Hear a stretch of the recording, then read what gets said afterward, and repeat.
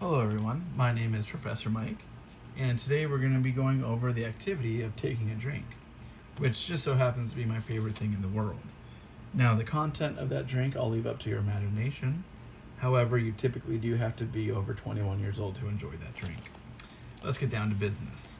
So we're going to be talking about the three main muscles that help with this activity. Those muscles would be the biceps brachii, the brachialis, and the brachioradialis. First, we're going to start with the biceps brachii. That one is going to be this muscle right here. This is going to be responsible for the flexion of the elbow and the supination of the forearm. Now, the origin of the short head muscle is going to be the tip of the coracoid process on the scapula. I'm going to go ahead and hide all the muscles real quick so we can take a look at that guy. If we look right behind here, that's going to be your scapula right there.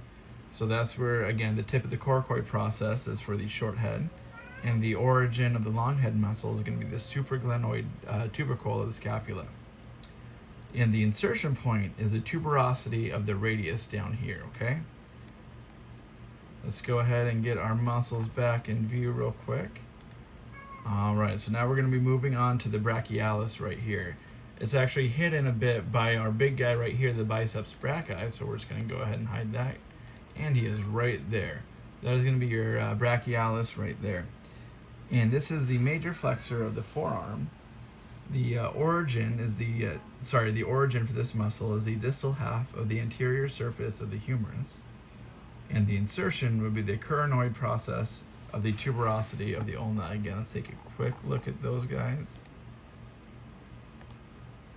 Let's move it down a little bit. Alright, so like I said, the distal half of the anterior surface of the humerus, which is going to be about right here. Then the coronoid process and tuberosity of the ulna will be right here. This guy right here is your ulna. Alright, let's go ahead and bring those muscles back up one more time, because we were moving down to the brachioradialis, That's going to be this guy right here. So this one flexes the forearm at the elbow. And the origin of this muscle is the lateral ridge of the distal humerus, and the insertion would be the lateral surface of the distal radius near the styloid process. Now let's go ahead and take a look at those bones real quick, just so we have a clear understanding of what's going on.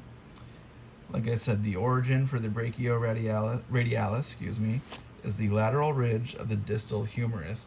So that's going to be right along here, that ridge on the lateral side. Distal, by the way, means the bottom half, and this is the humerus right here, so it's going to be on the bottom half of this bone. And then the insertion is the lateral surface of the distal radius near the styloid process, which is going to be right around here, and that styloid process, can't really see it too well right here, but it's right there. Anyways, I hope you guys learned a lot today, and as you enjoy your holiday break, just think about all those muscles every time you take a sip of eggnog.